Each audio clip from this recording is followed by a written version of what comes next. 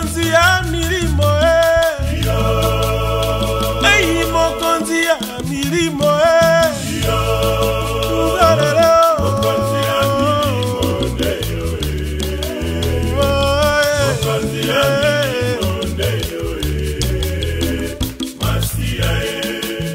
Ei bomongo yomba orere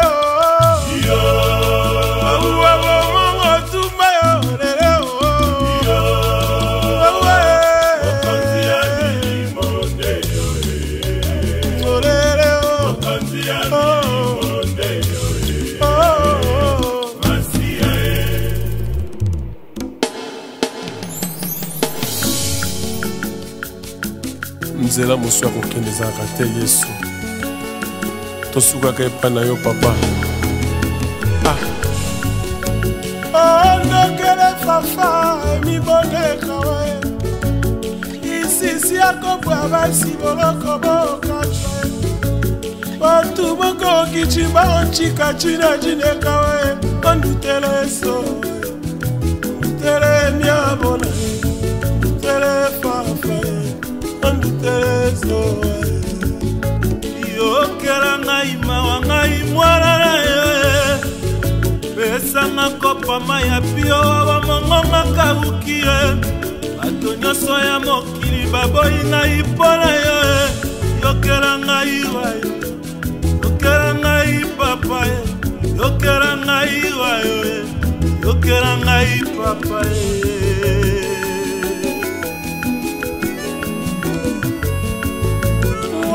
bomongo yamba ezako papa bomongo kichowe papa ise abane akizipiko nalolako basheluba yokunye Haleluya ozana Haleluya ozana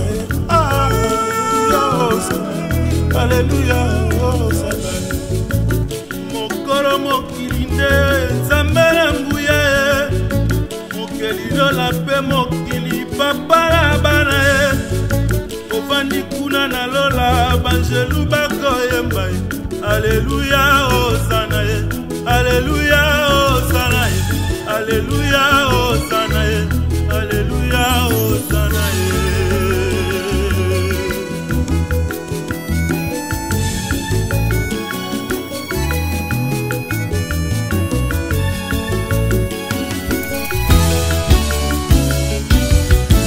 Bongo bao balobaka Yesu asalaka te bana kondima mokie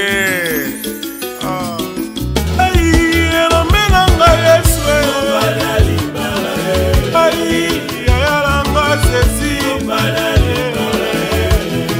alongolanga boubwe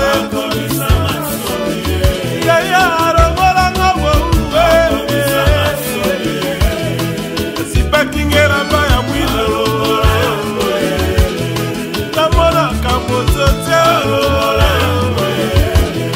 akota na bilanga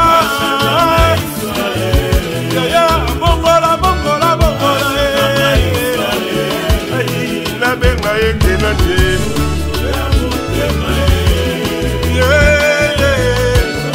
oyaka kotala na suka wapi mama oye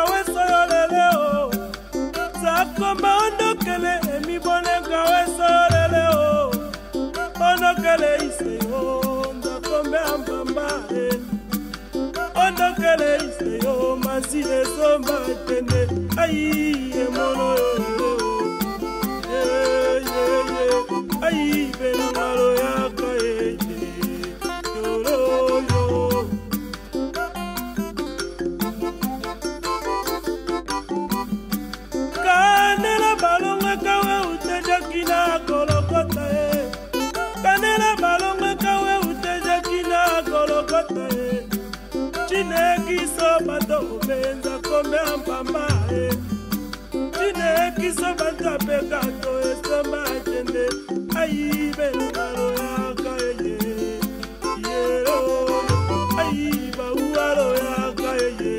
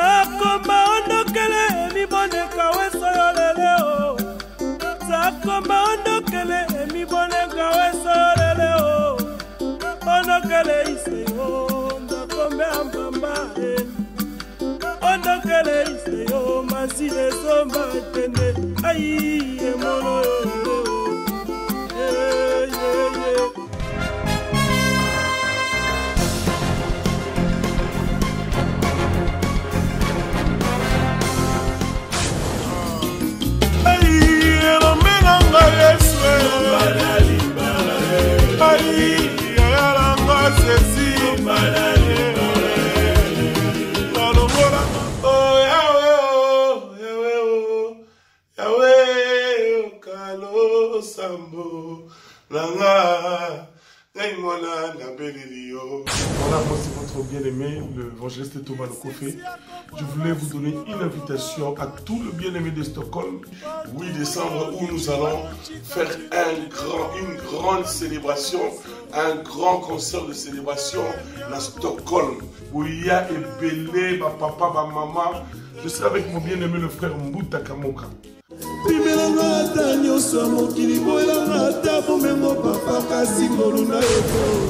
Tout ça à Stockholm le 8 décembre.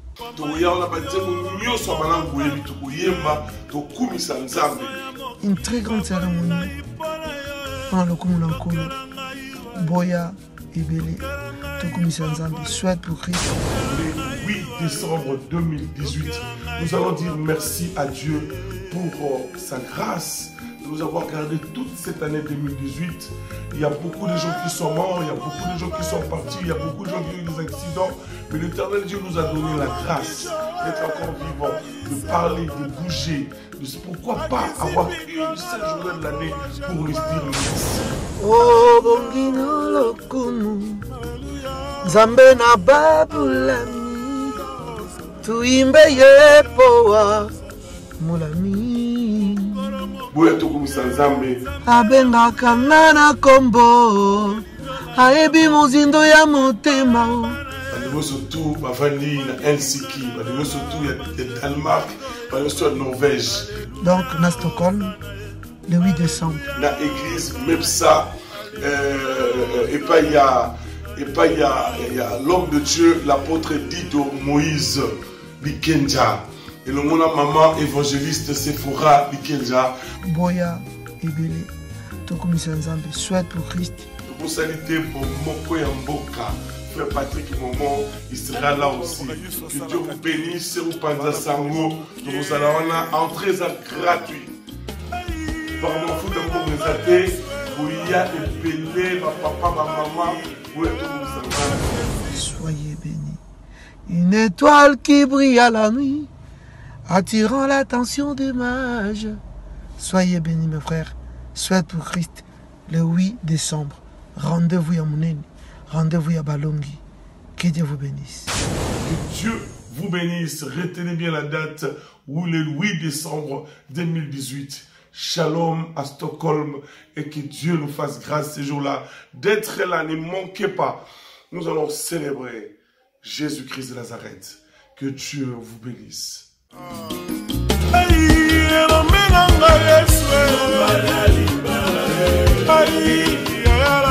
Ceci,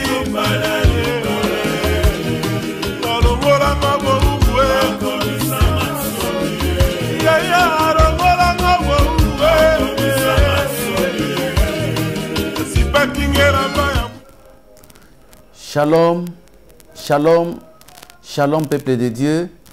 Shalom naba elinyo so bipai tozwami na 4 coins ya monde. Shalom naba enyo so bazwili baku ya kulanda biso na poko na lelo na kati ya émission na biso le temps d'Isali. Tika nzambe na bikamwa ayeba na kopambola bino nyonso pona patience malgré que tozwi moi quelques retards ya ebandeli ya mission parce que machine o esami na boko na bato ndenge tolobaka ezalaka toujours dans l'imperfection mais o ezali ya mutuya ke biso nyonso tukutani lisusu na bonne santé na poko na lelo tika komo na nzambe oyo ezwa lokumu vraiment nzambe aleka na kopambola biso ba nyonso batiki ba occupation ba nyonso batiki misala na bango ba nyonso batiki oyo babandaki kosala mutuya pona koya koyoka ainsi dit l'Éternel. Tika nzambe na bikamwa a pambola mabota na bino pambola pe bino bipai nyonso bozwami vraiment to koki ko bandate matea na biso sans que to kende ko sambela pe ko tika yango na maboko na nkolo. Éternel notre Dieu, nzambe na bikamwa to pamboli yo pona poko na lelo. Merci parce que yo pesi biso libaku malamu ya kozala parmi ba vivant na poko na lelo. Tika pokwa oyo molimo na yo akamba biso lisusu pe ba nyonso bazwi libaku ya kozala liboso na ba écran na bango molimo na yo nzambe asunga pona ko comprendre message ya pokwa na lelo na pamboli libota na yo pe na ndimete yo kosaila biso à travers message oyo na komo na Christ Yesu musungi na biso tolobi amen. Oui, pokwa na lelo ezali lisusu pokwa ya enseignement ndenge tozali kokota na kati na bamilulu na biso ya jeûne pe prière ya 40 jours tobandaki liboso na préparation ndenge tobandaki côté ya bino sur la sagesse de la préparation tozali kokende malembe avant que tobanda milulu na biso yango wana esengeli ke peuple de Dieu bazala enseigner na likambo etali jeûne pe prière bato mingi bazali kobondela bato mingi bazali kokota mabondeli ya kokila mais tozali komona ke na suka na yango ba résultat ezali komonana te yango na esengeli ke biso ba tozali ba élu de Dieu avant que tobondela nous devons être renseignés pour na koyeba ndenge nini ya kosambela pour que sima ya milulu na biso to sima ya ba jeune oyo tokokota esengeli ke mutu moko na moko akoka na kozwa ba résultat yango na poko na lelo tokozwa lisusu ngolu ya koyeba ko enseigner ba libota na nzambe yo moto ozwami na ndako ba mikolo nyonso ekobanda kolanda soki tokoti na mission na biso le temps d'Isali ekozamala moza na biki na yo ekozamala moza na carnet oza na cahier na yo parce que tokokota na bozindo ya ba enseignement de manière que tango yo kosambela na ndako omona biyano to ozwa ba résultat. Bien-aimé, maloba na nzambe esengeli koyekola ngo. Oui, tokomona ke tango tokokota na profondeur ezana makambo ebele oyo biso to néglige ka tokota kana mabondeli peut-être pona tia na komise pelisa to ko se pelisa bato mais finalement tokomona ke na suka ya mabondeli ba résultat ezalité yango na esengeli ke to banda kokota na profondeur ya ba enseignement parce que na zia na enseignement nde koyeba kofungula biso.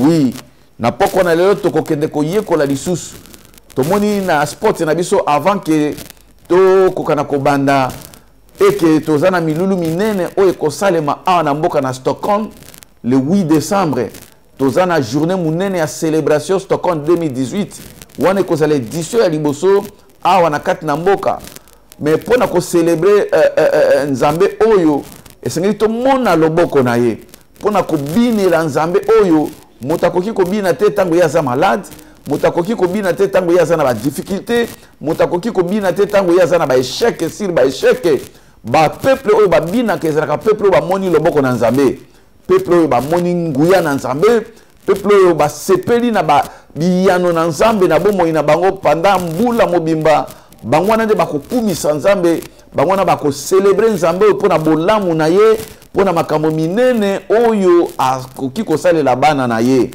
yango wana esengeli ke tozala attentif ntango tozali kozwa baenseignement pour que le 8 décembre biso nyonso tozala wana mpona kocelebre nzambe pour que nzambe ayanola moko na moko na makambo oyo tozala nango besoin. Lelo mama na biso na likambo ezali comment prier. mercredi la semaine passée tokende komona ndenge nini tokoki convaincre to kolonga na nzela na mabondeli mais mabondeli yango to prière yango ezape na ndenge ya kosambela parce que tant que tozali kosambela tozali komona ba résultat te sengeli toyeba qu'est-ce qui ne va pas pourquoi ba résultat ezali te nini esalaka ke ba résultat ezala te alors yango na poko na yo tokokende ko enseigner bandeko oyo lelo vraiment tokopesa ba référence ebele parce que esengeli mutu na ndako tango kotikala sima ya émission obanda ko méditer na ba parole oyo elingi te ke to te ya kaka boeleki mais il faut ba référence oyo kotalisa yo ndenge nini kobondela po ete okoka kozwa ba résultat na ndako na yo baye bazali na biso pembeni bakobanda kozwa pe ba référence mais bao baza mosika bokoma ba référence nyonso oyo tokopesa poko na lelo koboka yango na armoire te méditer yango na ndako liloba moko na sima na yango ezali na nguya pe molimo santo akosunga po ke o comprendre lisusu na profondeur ndenge nini ya kosambela alors na poko na lelo vraiment ezali pamboli munene komona ke nzambe oyo apamboli biso nzambe oyo apamboli biso tokokende kotala na mokana na Luc chapitre 11 verset 1er. Luc chapitre 11 verset 1er. Ndenge na lobi ke bandeko oyo bazakozala makasi na kokoma na monaka ba élu ebele bazalaka wana pona kokoma tika nzamba pambola bino nzamba pambola chéri na ngai évangéliste Sephora bisika ozwami pe mama na biso mwana ngai kas kuna bisika ozwami koyeba kokoma noki pe bandeko mususu oyo basungaka biso pona kokoma totangi na mokana na Luc chapitre 11 verset 1er. La Bible nous dit ceci: Jésus priait un jour à un certain lieu. Lorsqu'il y achevé, un de ses disciples lui dit: Seigneur, enseigne-nous à prier comme Jean a enseigné à ses disciples. Oh bien-aimé, Bible dit que ça dit que mukolo songolo kolo na biso yeso abandaki ko bondela abandaki ko sambela na sika songolo. Mais tango yazali ko sambela moko na bayekoli atali forme na ya kosambela lolenge na ya kosambela manière na ya kosambela amoni ke ezalaki tellement différent na ndenge bango bandaki kosambela na ndenge bato mosusu bandaki kosambela na ndenge bafarisien bandaki kosambela. Pourquoi? Parce que amonaki ke na esambeli na kolo ba résultat bandaki kozala instantané ba résultat bandaki kozala immédiat. Alors alobi ke kolo yo ebongi olakisa biso ndenge ya kosambela. Yamana tozana maman na biso na likambolelo comment prier. Oui, il y a toujours un comment faire dans kati ya domaine nyonso ya vie. Et na kati ya royaume de cieux, biso pe tozana comment prier. Pour que on réussir na domaine nyonso bien aimé, il y a toujours un comment faire. Na bendaki kopesa ngo na message eleki kolobake na ba domaine nyonso soki balaki siote okoka kosala ngote. Yamana Bible etali sibiso ke disciple manière à Seigneur, il y a Kosambela, il y a un modèle, il y a quelque chose, il y a des secrets dans cet homme, parce que sa manière de prier est tellement différente. Bien aimé manière ni yo sambelaka. Awa moko na baye ko a remarqué ngo noki parce que ba disciple ba ne pe ko sambela, ba pharisien pe mando sambela, mais ba moni que manière ya kolo ko sambela qui tellement différent. Yango ba senga ki que enseigne-nous aussi à prier comme Jean a enseigné à ses disciples. La kisabiso. Ça dit, na katia kosambela, il y a aussi un comment prier. Il y a un bandé kolinga ke kolo alla kisabango comment kosambela. Pour bango pe banda kozoba résultat. Bien aimé, on a besoin d'enseigner comment okoki kosambela. Tokoki kokota genete lokola bato nyonso pour na ba plaisanterie. Tokokota mabondeli ndenge sengeli ndenge sengeli bato ba sambela pour na suka tozo ba résultat. Nalobaka ngo toujours soko za kosambela objectif eza pona ba résultat te tika na yo soki yo za kosambela pona ko impressionner bato pona ko lakisa bato ke yo kota ka 40 jours pona ko lakisa bato ke yo sala ka 21 jours pona ko lakisa bato ke yo nde moto ya kokila tina moko eza te si y a pas de résultat mais ese mona mutu azali ko bondela mais azali exaucer, c'est-à-dire il a des résultats na sima ya ba prière na ye alors que pona ko zo ba résultat tout ça comme on a qu'eza na manière moko auto koye kola lelo pour que ba résultat ezala.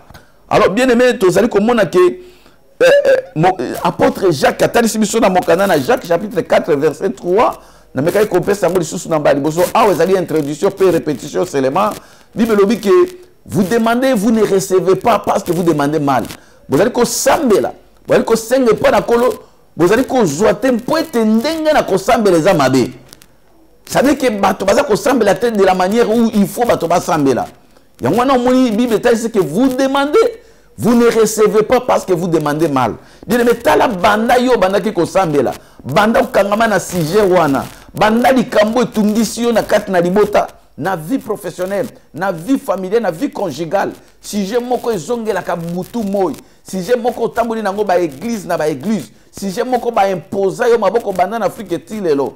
Est-ce que nzambe ne muto ayo kakate? Ou bien qu'est-ce qui se passe? C'est parce que ba mingi pe bazali ko sambela, mais bazali ko zo ba résultat. Ba mingi pe bazali ko témoigner ba dimanche na ba assemblée mais pour na nini likambo na yote yango na Bible lobi que vous demandez vous ne recevez pas parce qu'il y a un problème ça dit que bato ba éviter comment prier et Bible tell ici na Jacques 4:3 que vous ne recevez pas to bozali ko zoate to pe bozali exaucer parce que vous ne priez pas selon les principes selon les normes ou esengeli que moto asenge pa nzambe po akoka ko zo ba résultat. Bien-aimé, zala na principe wana.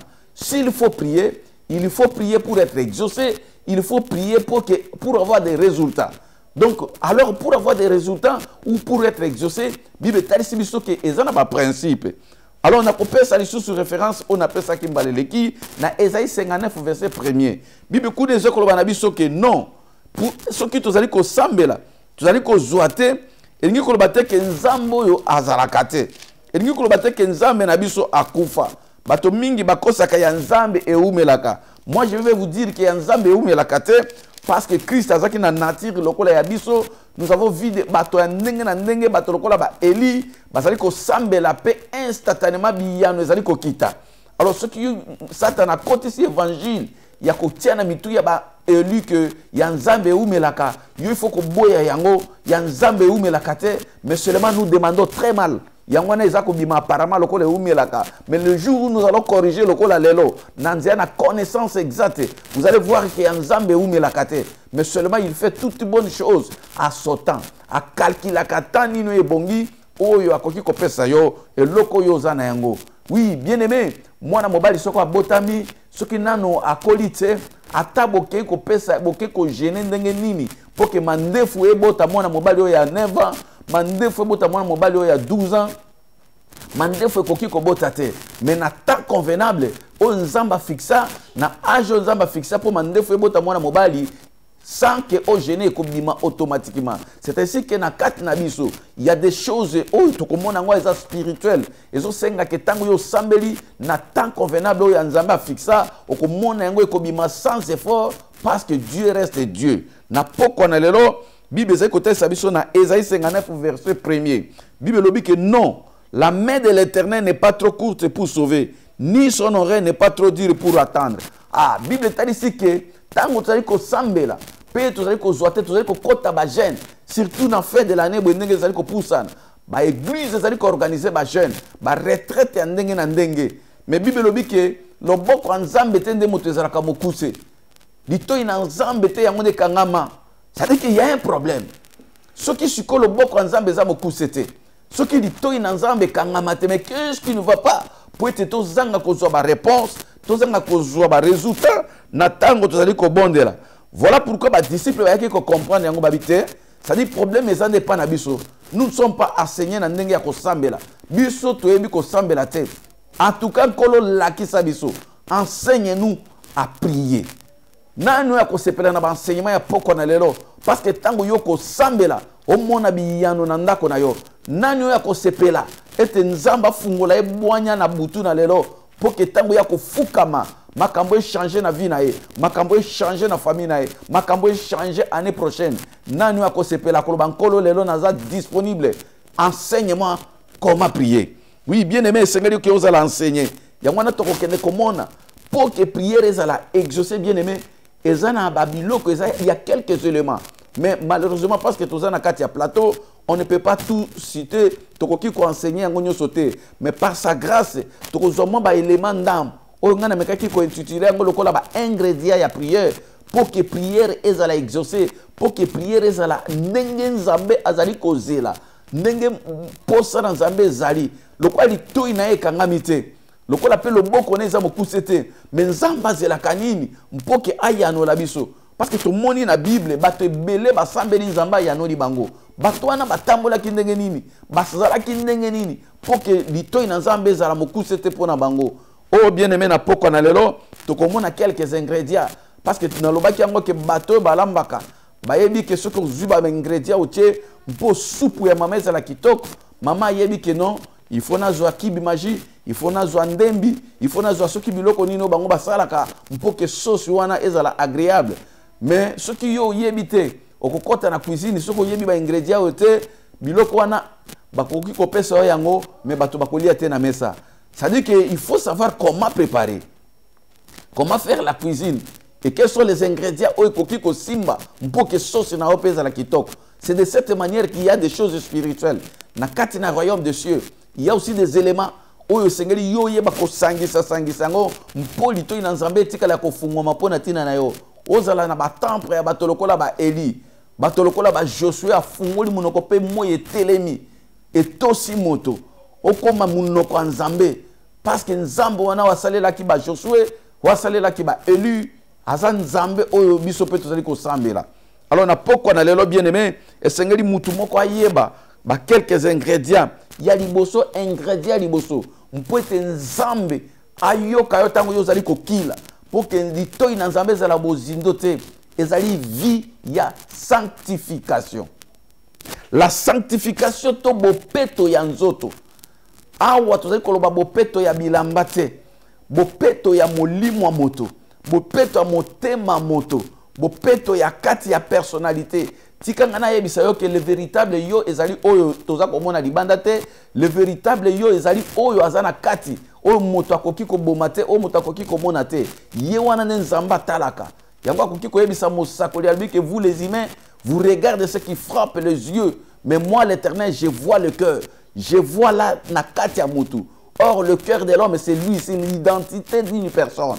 Il y a un Seigneur qui oyeba pour que Nzambe akokakuyo kalito inaye ezala mosikate na yo loboko Nzambe ezala mosikate et Seigneur yo ozana kati ozana communion na Nzambe. Ça s'appelle la sanctification.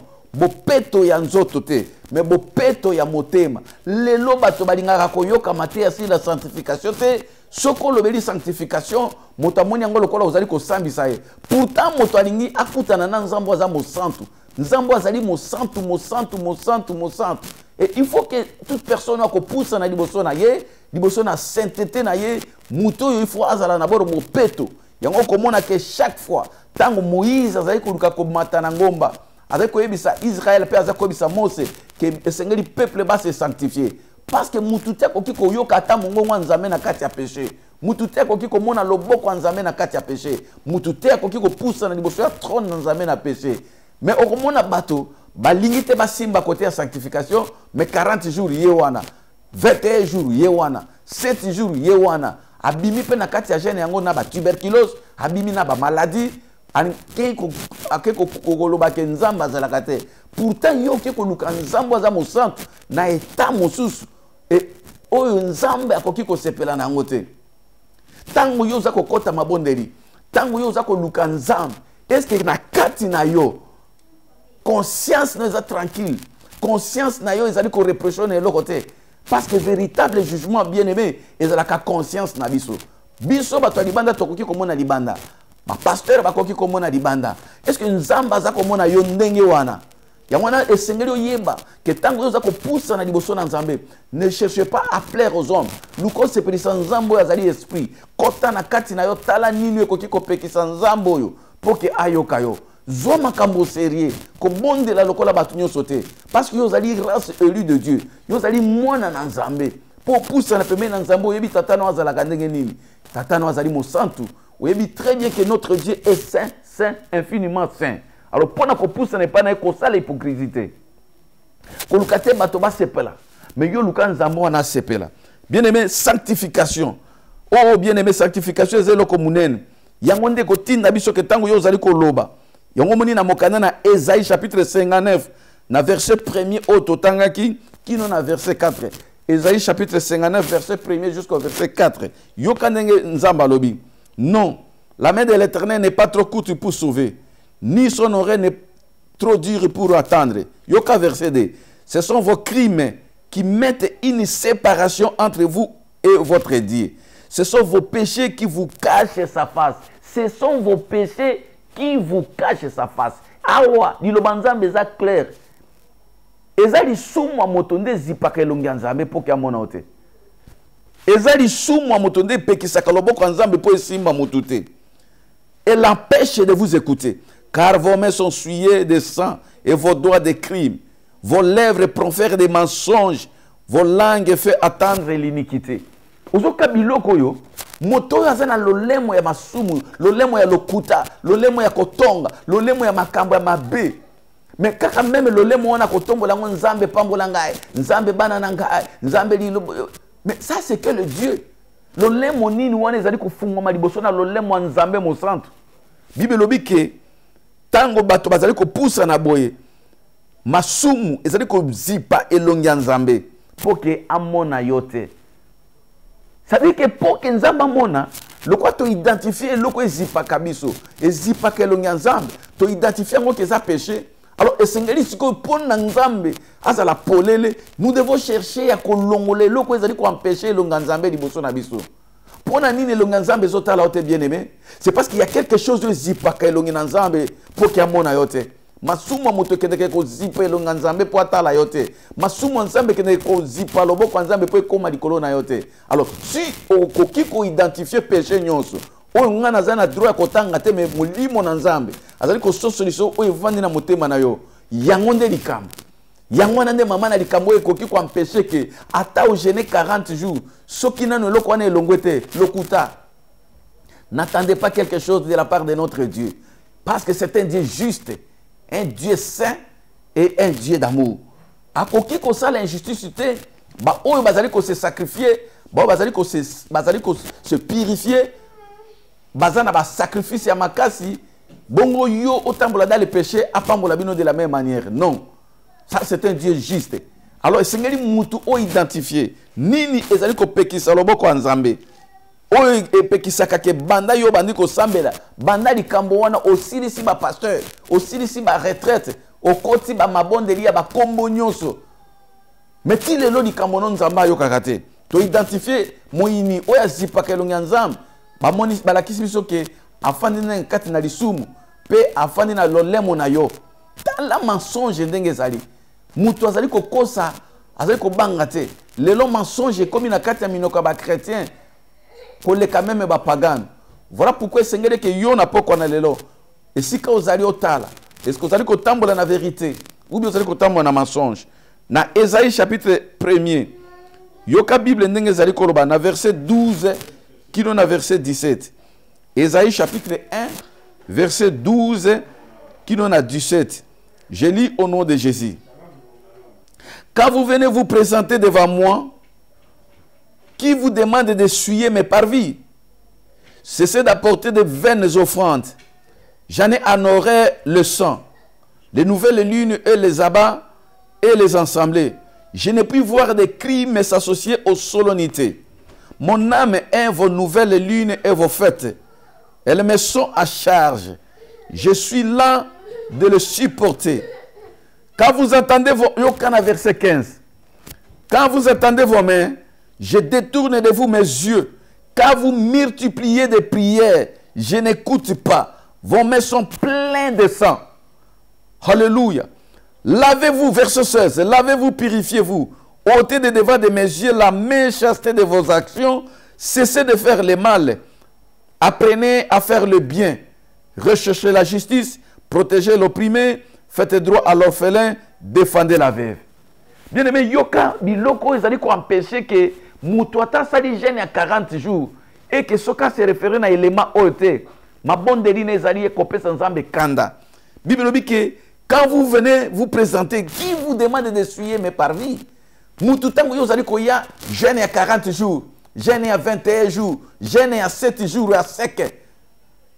Et Bible dit que nzamba za kotuna nana tindi yo oya kopusa na liboso na nga na lolenge wana. O suye déjà par vie. Par vie. Ezali kate o ndako batongi na maboko na bato. Par vie eza nzoto na yo. Parce que nous savons que la Bible nous dit, ne savez-vous pas que votre corps est le temple du Saint-Esprit. Notre corps c'est le parvis de Dieu. Et tant que vous suivez yango na mensonge, tant que vous suivez yango na kati na kotongo, vous suivez yango na masumu ndenge na ndenge oyo yebi, na kisi, na makambo mabe, na occultisme. Yo zali ko suivre yango bi bato baza komona te. Mais jeune ba programmer jeune à 40 jours, yo po ye na église. Po bato ba mona ke yo po jenaka. Nzamba za kotuna nana tindio sa makambo aboy. Alléluia. Nana tindio sakana na nzambe. Na verset 15 ça le dit d'ailleurs. Quand vous éteignez vos mains, je détourne de vous mes yeux. Quand vous multipliez des prières, je n'écoute pas. Vos mains sont pleines de ça. D'ailleurs, nzamba zo babe kutu tango yoko tombo la maboko. Nzamba baloli elongi po monote. Engi ko ba ke masumu etinda kanzamba balole longi. Etinda kanzamba tala kutu te. Voilà pourquoi on a ngina yebisa ndeko moko elimo ko na poko na lelo. Bien aimé tango tozo ko kota na profondeur ya ba prière. Ça l'examen de conscience. Mitala malam par rapport na mutute mais par rapport na yo moko conscience na liboso nzambe oyeba nini tango na kotombola maboko pendant 40 jours nini ekoki ko empêcher nga okoki ko mi consoler yo moko na ba verset mais sincérité motema na nzamba yebi yo moko pe oyebi yango na Bible sa ko talisa biso ke tango zali kotombola maboko ke ba ke nzamba sia balola ke lungine déjà mopanzi kala okobima na jeune ya 40 jours pe olobi ke nzamba sala kate o changer église. Problème est qu'on changer l'église. Problème est qu'on changer ma pasteur. Problème est qu'on changer mon thème. Problème est qu'on bongisa liboso nzambe et comme ça comme on nzamba ko fungola misu. Pe lo boko ne ko simba yo. Pe nzamba ko sele loko moko. Yango na butu na lelo. Banda ko sala examen à conscience. Banda lo lemo na ekosa. Banda motema na ezoko kosa. Banda nsoto na ekoya kina kati na masumu. Muko nini okozwa likanisi ya koyeba ko bongisa na nzambe. Parce que tout ça qu'on pousse en affaire de l'année. Bible lobi bongo. Bible lobi que apprenez à faire le bien à verset 17. Cherchez la justice. Mutu nyonso avant que akote na profondeur. Et c'est ngeli que abanda ko apprendre ko sala malam. Et ngiko ba que moto yemo ko azwa décision. Parce que ce ko lingi nzambe na biso. Nzambe na bibele o ya sadi ko na se o ya pambola ka bato. Ye a pambola ka bato na kati ya justice. Ce ko lingi mona loboko na ye. Apprenez à faire du bien ce soir. Apprenez à craindre Dieu. Apprenez à tailloko kaka kosala malamu te. Et na yebi ke za facilité pour na ko sepelisa nzambe. Mais senga pa nzambe. Obanda ko yekola kosala malamu. Obanda ko loba solo. Obanda ko talisa nzambe motema na yo. Amona motema na yo ke nzambe ata bato ba yebi ngate. Mais yo nzambe oyebi. Même bato baza ko mona moto ya masumu. Mais nzambe amona moto ya masumu te. Plutôt que yo bato ba mona ko moto ya masumu te. Bazo ko mona mo santu. Menzoka nzambe azako mona moto moko alingi kutu kotel longi na ote yango noko mona tango ba disciple balabi na kolo enseigne-nous à prier ayeko lakisa bango libondeli oyo mba mingi to néglige kango notre Père qui est au ciel mais to kotanga kaka na verset 4 na Luc chapitre 11 verset 4 au mona eloko ezali important pour que na élément ingrédient liboso oyo pour que nzamba kende koyoka biso ya sanctification au mona ke sengeli mutu azala na conscience yemoko a reconnaître mabe na ye a mi sanctifier liboso na nzambe. Luc chapitre 11 le verset 4. J'ai lu au nom de Jésus. La Bible dit ceci: pardonne-nous nos péchés car nous aussi nous pardonnons à quiconque nous offense et ne nous induis pas en tentation. Wana ezali prière oyo nkolo na biso abandaki ko lakisa ba ye ko litango batuni enseigne-nous à prier. Na kanti enseignement ya Christ abosana kite likambo oyo ya sanctification. C'est-à-dire que tango motazolo ba pardonne-nous nos péchés, et ko ba ke moto ya reconnaître que za masumu. Moto ya reconnaître que masumu et empêcher kanzambe asala. Parce que les disciples qui ont un résultat dans la prière, et alors le Seigneur, tant qu'on a enseigné, à Talisi Bango qui n'a qu'à il y a partie où ils allaient importer, ils allaient à sanctification, il y a qu'on reconnaître ma bé, il y a qu'on soit décision à Kotika. Il faut bon apprendre à Kobankolo, pardonne-nous nos péchés. C'est-à-dire que le péché, ils allaient les mamabé, oyo et bloqué la vie de prière. Et non seulement nous pardonne-nous nos péchés, mais comme nous pardonnons aussi à ceux qui nous ont offensés. C'est-à-dire que nous tous les pardon pas Nzambe. Ayebi pe ke bato mususu basale la kayemabe. Aza pe disponible, aza prêt pour na ko limbisa pe bato yo basale la kayemabe. Bien aimé ceux qui ont lingi que na prière il y a 40 jours. Na prière il y a 21 jours. Retraite nyoso yo kosala. Olingi ke Nzamba ayo ke lo mawa. Alimbisa na makambo ebele yo sale la kaye na kuku bato bamona kate. Apprendre d'abord à ko pardonner baninga mususu. Ti le lo kanga bato ebele na motema na yo. Oloba ke ngati na cimetière na ko limbisa te. Pe au quotidien na makati na attitude wana. Oza kumi préparer ko kota na jeune ya 40 jours. Oza na mitema na motema no oboma déjà bato ebele. Oza na ene na bato. Tu ne veux pas pardonner. Mais ozo ko epa na Nzambe, ozo ko senga Nzamba pardonner yo pour que apambola yo, pour que omona bomengo na 2019. Mais d'abord na motema yo kola lobaki na kati ya prière et ya sanctification. Alors pardonnez-nous comme nous pardonnons. C'est-à-dire eza conditionné. Ce qu'on dit Nzamba pardonner yo pe omona loboko na ye. Ayo kalibonde ni na yo. C'est-à-dire que yo pe ekozamala mo pardonner ba oyo basale yo mabe. Quel que soit le niveau, il y a problème. Pardonnez-nous nos offenses comme nos péchés comme nous pardonnons aussi. Est-ce que nengo yo zo ko linga ko kende ko sambela? Bato nyonso basale yo mabe so longo libango na motema na yo. Est-ce que sincèrement aussi pardonner bato? Yango Bible zo lo bake mutute on ne se moque pas de Dieu. Basaka na kana Nzambe tewe. Parce que yo zo ko kanisa ke Nzambe azali nde moto ya kosala ba plaisanterie mais nzoka Nzambe atala ka motema. Yango na tokende kotala na mokana na Matthieu chapitre 5. Que Dieu bénisse ba elignons. O bazali ko koma ba référence o parce que ko sunga bande ko mosusu o ba kotala même message na sima ya direct o yo to bandi ko sala awa. Matthieu chapitre 5 le verset 21 kino na verset 24. Yoka eloko moko kitoko eza koleka awa. Bible lobi na biso boye. Yo Bible lobi ke vous avez entendu qu'il a été dit aux anciens, tu ne tueras point. Celui qui tuera mérite d'être puni de juge. Mais moi, je vous dis que quiconque se met en colère contre son frère mérite d'être puni par le juge. Que celui qui dira à son frère Raka mérite d'être puni par les Saïdiens. Et que celui qui lui dira insensé mérite d'être puni par le feu de la géhenne. 23.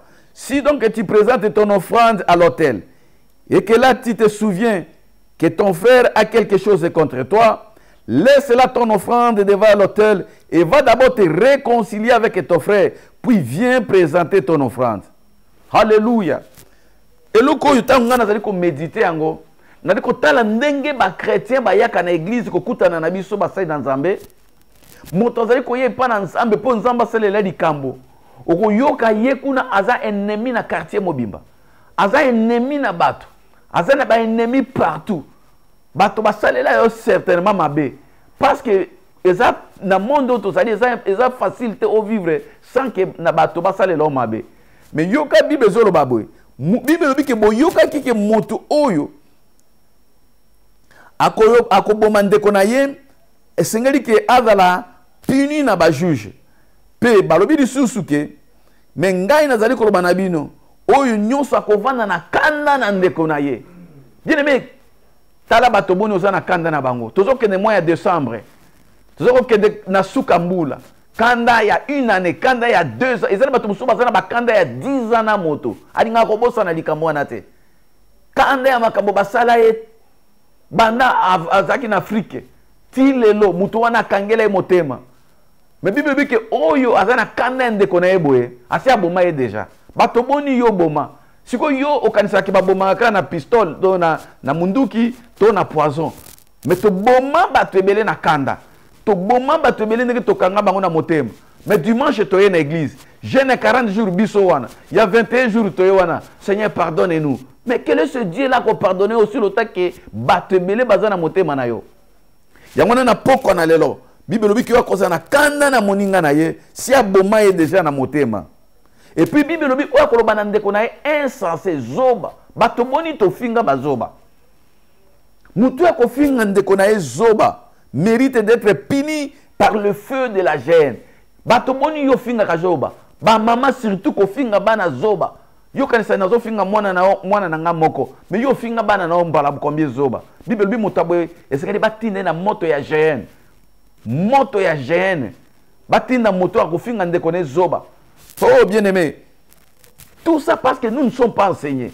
Tant que il y a des choses qui ont bloqué biso, toujours le kabandoki na famille, toujours le kabandoki na ba quartier, nous parfois biso moko tozaka responsable, il y a quoi empêcher le boko ensemble pour que ayoke la bisote. Il y a mon sengeli na poko na lelo. Bible lo bibo donc alors na verset 23, si donc tu présentes là ton offrande à l'autel et que là tu te souviens que ton frère a quelque chose contre toi, laisse-la ton offrande et va d'abord te réconcilier. Le Seigneur nous a donné le ministère de la réconciliation. C'est-à-dire nous devons d'abord nous réconcilier avec Dieu lui-même. Pour que Nzamba sale lo makambo minene, pour que mona loboko na Nzambe na sukambula oy, pour que makambo minene sale manambule koya, Dieu nous demande de nous réconcilier avec lui. Comment? Nanzela ya ko confesser, nanzela ya ko mi sanctifier, nanzela ya ko mi purifier, wana nde motazali ko mi réconcilier na Nzambe, pe Nzamba ye lisusu ko vanda na kati na moto. Ensuite ko se réconcilier na bato mosusu. Ba oyo basali biso mabe Bible lobi awa que c'est ton frère qui a un problème contre toi. Ça dit que ceux qui bato basali yo mabe otiki na offrande avant que de ko gêner. Na ko senga na bande ko nyoso bazali ko bonga mapona gêner à 40 jours. Bien aimé, to ko banda gêner dimanche ekoya, il y a le 29 na butu poto banda le 1er le 28. Wone ko c'est le premier jour avant que to banda tala loko nini ko ki ko empêcher yo. Pendant les moments de prière, va d'abord te réconcilier avec Dieu. Va d'abord te réconcilier avec Batunios, si possible. Oyo koki kozana contact na bango. Mpoete Nzambe ayo kalibonde lina yo. Tulingi ke tango yo kobima na kati ya jeune oyo.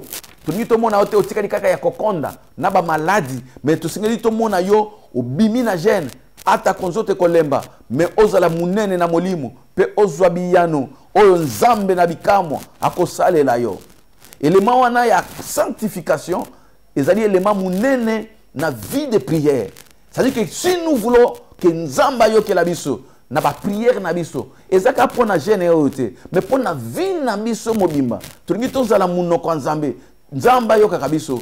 D'abord élément liboso, ingrédient liboso ezali la sanctification. Bien-aimé, ingrédient ya mibale pour que Nzambe ayoka moto pe akende ko sala rapidement. Ce qui moto yo azali déjà sanctifié et ce que les soukaka na sanctification te. Na kati ya mabondeli ezana élément mususu ingrédient mususu kitoko oyo batiaka na sauce ya prière pour que li bondeli ezala ya koyoka mapeza la exaucer et ce que li moto yo azala moto ya foi to ya kondima. Oui, okoki koyebisanga ke bateya biso mingi sur la foi. Bien aimé, il y a foi et foi. Parce que c'est na bato mosusu. Yoka, Bible ndenge zali koloba. Na ngina tali so loko moko. Omona soupu ya ingrédient ya mibale pour que soupu ya libondeli. Libondeli no ezala lokola libondeli ya bato nyoso te. Libondeli no ezala lokola ya mwana oyo ayebi Nzambe. Tango ezali ko bondela, lo ezali ko ningana. Esengeli koyeba ke ezali foi. Yoka ndenge Bible lobi na biso na mokana na Jacques chapitre 1er, le verset 5 qui nous a verset 8. Jacques chapitre 1 verset 5 qui tire à verset 8. Je lis au nom de Jésus. Si quelqu'un d'entre vous manque de la sagesse, qu'il la demande à Dieu et qui donne à tous simplement, sans reproche, et il lui sera donné. Mais qu'il la demande avec foi, sans douter, car celui qui doute est semblable au flot de la mer, agité par les vents et poussé de côté et d'autres. Écoutez-moi le verset 7. Qu'un tel homme ne s'imagine pas qu'il recevra quelque chose du Seigneur. 8. C'est un homme irrésolu, inconstant dans toutes ses voies. Bible ezakotali sabiso. Soki moto azangi eloko, soki moto azangi bwanya, soki moto alingi ko bondela zangi eloko nyoso ya zanga yena mabondeli. Alingi ko senga pa na Nzambe. Bible dit qu'il la demande avec foi sans douter. Nzambe alobi ke muto yo asenga sans douter, asenga ngondenge nini na verset 6 qu'il la demande avec foi sans douter. Ça dit que tant que vous avez kosenga, vous avez déjà sanctifié. Et l'eau comme on dit sous mes athées. Mais yon dit makate que makambo vous senga nzamba ko salango. Vous avez kozia, vous avez sous muto, vous avez reproché. Mais ozo senga nzambe yo moko zo ndima te ke dimension eloko nga nazo senga nzamba ko pesa te yo moko ndima kate ke vi na yo koki ko bonga yo moko ndima kate ke bana no ba koki ko bonga yo moko ndima kate ke mosi no koki ko bonga to mobali na koki ko bonga mais oza moto oza na lisumu te mais tu doutes de toi-même tu doutes même de la puissance de Dieu dans ta vie oza ko yeba te que Dieu est au-dessus ya ba problème na yo Bible wi ke moto azali ko senga pa na nzambe mais azangi ko ndima. Dans verset 7, il dit quel est tel homme, il ne s'imagine même pas qu'il recevra quelque chose du Seigneur. Motoyo azangi lisumu, mais azali ko sambela yemo ko na tembe. Est-ce que makambo vraiment batika nano jeune yango ya 40 nde ko pesa ngani kambo yo. Bambula boni ngana fani na église makambo échange kate. Oh bien-aimé, Bible bi motoyo akanisa kutute. Tango yo za ko kota prière, obi ke ngana zana lisumu te. D'accord. Est-ce que tu crois d'abord que makambo yoza ko senga nzamba capable ko sala ngo? Parce que foi na biso nde ko tinda nzamba sala makambo ko lanzama ndenge yoza ko luka. Foi ya yo moko nde ko tinda ke nzambe akende ko décracher makambo minene. Parce que na loyibisa kibino toujours que tango nzamba sala ki mokili apamboli moto biloko nyonso to lukaka eza déjà na kati na biso. Mais pourquoi siko to zoka ngote? C'est parce que to sengina noté. To sengina noté. Yoka na mokana na Ephésiens chapitre 1er verset 3. Na baki na bino ke lelo to kokota na enseignement na ninge ki ba référence oy e fungola eli moko pour que a comprendre. Na Ephésiens chapitre 1er verset 3 Bible lobi boy.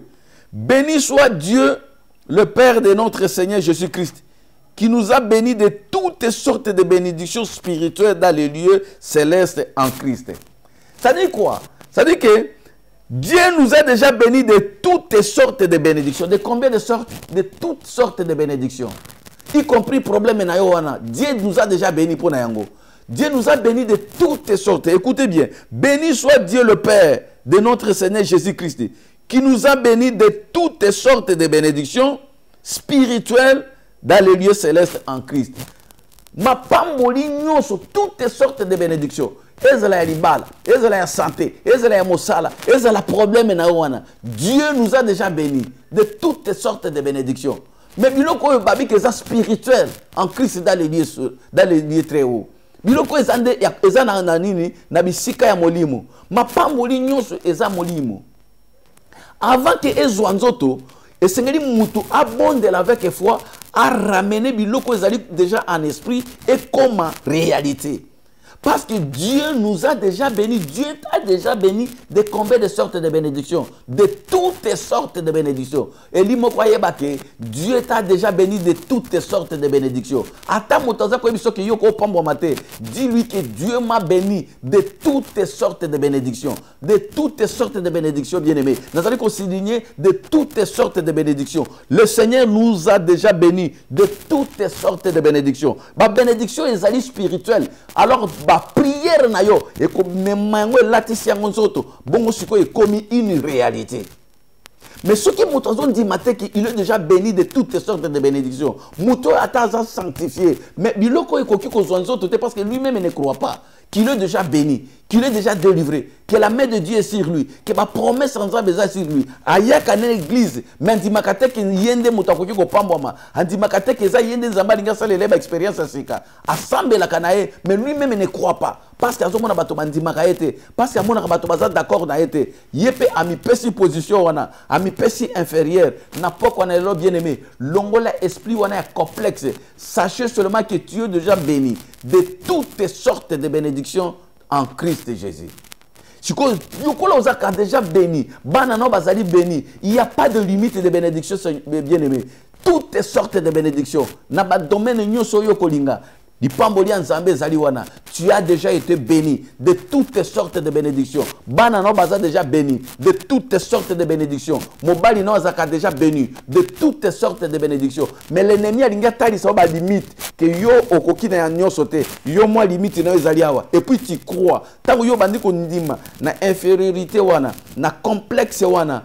ata kutu osambeli et que tu ne crois pas que Dieu t'a déjà béni et que ça les maté. Dieu respecte la foi des justes. Dieu respecte la foi des élus. Dieu respecte ce que toi tu crois pour toi-même. Oye Asia Lobaki. Année 2018, avant que si là, il y a encore des promesses pour toi. Toutes sortes de bénédictions et zalinano. Le quoi nano to comme le 31 décembre 2018 crois qu'il y a encore des possibilités et que Dieu peut changer le lendemain ya mutumoko na butu na lelo avant même écoute to banda jeune à 40 jours.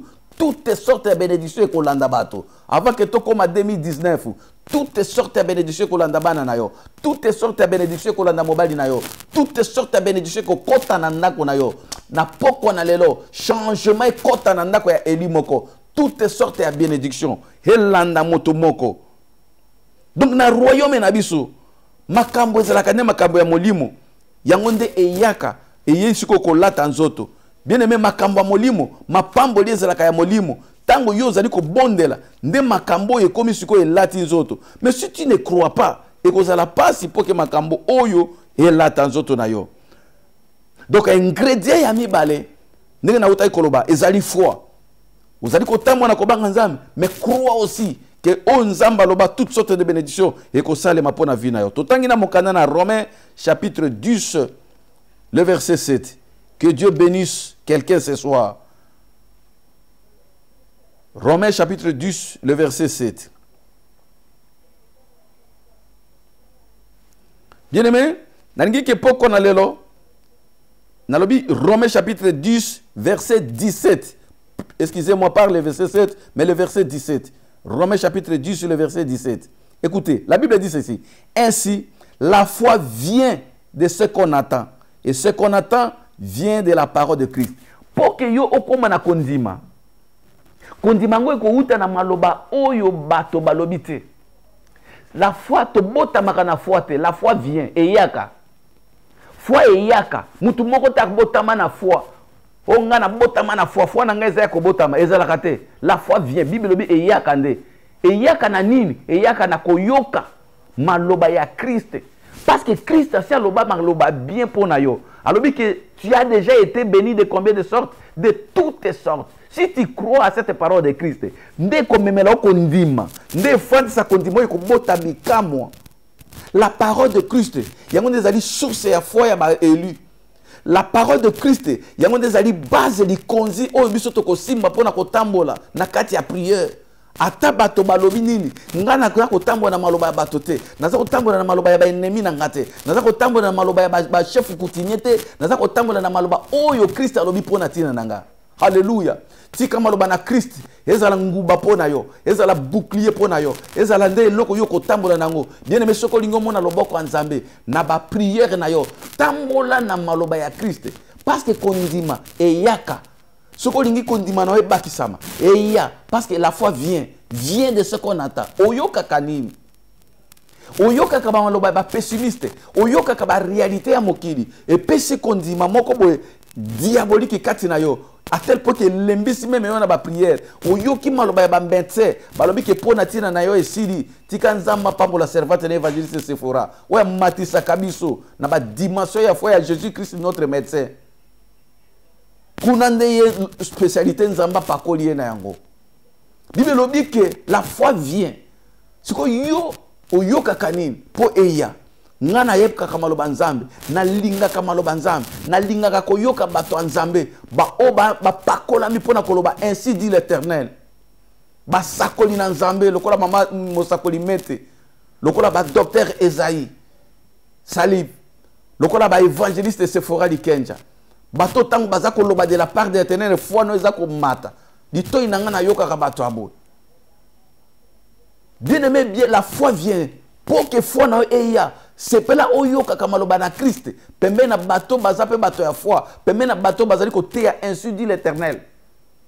Mais ceux qui ont un millier kaka ya bateau baloba kama kambo négatif. Bateau baza komona musika na zolo. Bien bien ata osambeli okomone lokote. Élément ya misato. To ingrédient ya misato sima na foi. Ezali sikoli loba nzambe. La parole de Dieu. Bien aimé, ceux qui olingo sambela. Omona bilembo. Nzamba yoka yo tamboli déjà na sanctification. yo ozali moto ya kondima. Alors kondima na yo ingrédient ya misato ebala na sikonde na maloba nzambe. Yango no moni na beti mingi sete likolo na maloba na nzambe. Tango moto azali na moto ya kondima andima kanini. Andima kanini pe asepelaka na nini. Yango ne sengeli mutu moko na poko na lelo tala eloko nini yo sepelaka nango. Maloba nini o yo sepelaka nango. Maloba nini ezali base na yo. Tango yo zali ko sambela na poko na lelo. Yo kabime na Proverbe chapitre 28. Oh, que Dieu bénisse moto na nzambe moko na poko na lelo. Proverbe chapitre 28 verset 9. Proverbe chapitre 28 verset 9. Ingrédient ya misato pour que libonde li na biso comme pas na nzambe ezali la parole de Dieu. Yoka Bible lobi bona Proverbe chapitre 28 verset 9. Si quelqu'un détourne l'oreille pour ne pas écouter la loi, sa prière même est une abomination. Alléluia. Si quelqu'un détourne son oreille pour ne pas écouter la loi c'est la parole de Dieu. Ce qui monte azali ko sambela. Pe motaningi ko senge loko na nzambe ya boyi maloba nzambe ya za ko sambela selo ba promesse nzambe te ya linga kande ko yoka maloba bato aboyi ko yoka nzamba za ko loba pona ye aboyi ko ndima on nzamba lobi ya zali ko sambela a fonction ya maloba bato azali ko sambela fonction ya maloba ba médecin azali ko sambela fonction ya ba yini na ye Bible lobi ke la prière d'une telle personne est une abomination ezali nde eloko na bosoto liboso na nzambe. C'est-à-dire que prière nyonso ou ezali basé na maloba nzambe te ezali abomination. C'est-à-dire que prière oyo jo sengelo sambela siko na fin de l'année oyo ezala basé na maloba bayini na yo te ezala basé na maloba ya bakoko na yo te mais libondeli na yo esimbama na nzamba lobaki na ngai nzamba lobi boy ekomami boy ekosalema boy po nzambe ne moto alobi. Ozali kotambola na sanctification. Ozali pe moto ya kondima, mais tango ozali ko sambela, ozali ko simba kaka oyo nzamba lobi pona yo. Papa na lingo sala ndenge lobaki na ngai. Na lingo sala ndenge lobaki na bana na ngai. Na lingo sala ndenge lobaki na ministère na ngai. Na lingo sala ndenge lobaki na libota na ngai. Akosala yango. Libondeli na yo ezala basé sur la parole de Dieu. Avant de prier, il faut que tanga maloba nzambe, il faut que luka koyeba maloba nzambe, il faut que kanga mana maloba nzambe, ko bonde la lokola elemate, ko bonde la te lokola moto ayebi nzambe te.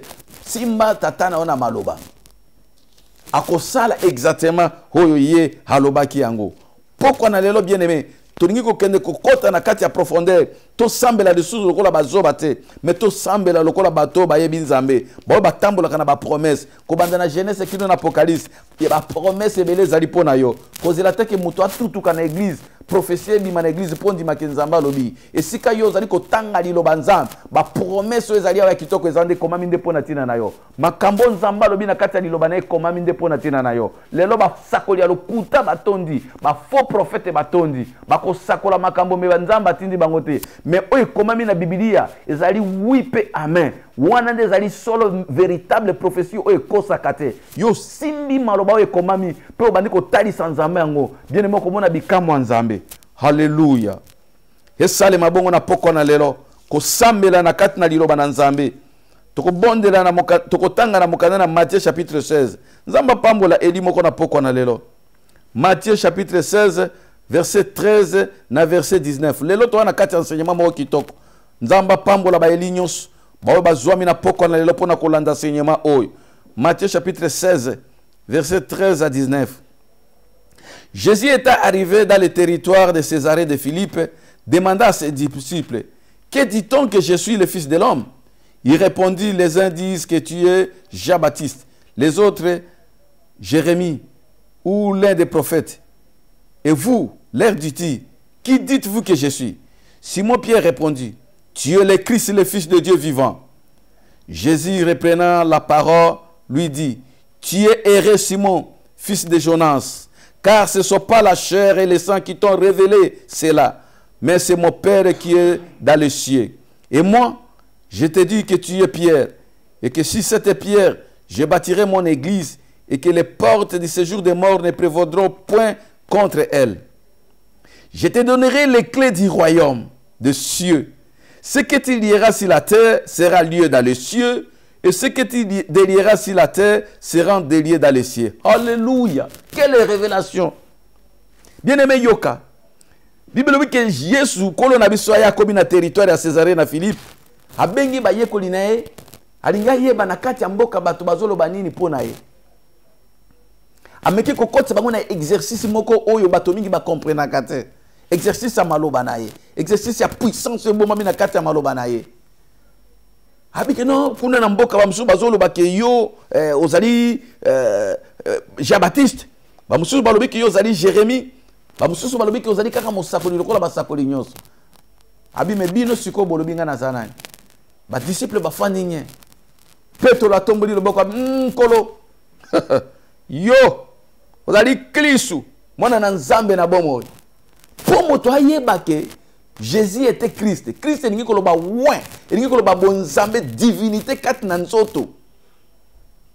Tango ayeko découvrir yango ke Jésus azalaki Christ, le Messie, le Sauveur, le véritable Dieu. Molimo nzambe nde lataki nzoto a découvrir yango, a vu révélation ya kati ya maloba. Oye komama ki pona tina na Christ.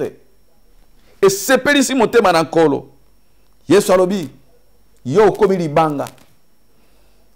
Ikona onde na kotomba. Abi eza mai makilate la kisio makambo. Bien aimé, tango moto ko découvrir révélation ya maloba nzambe.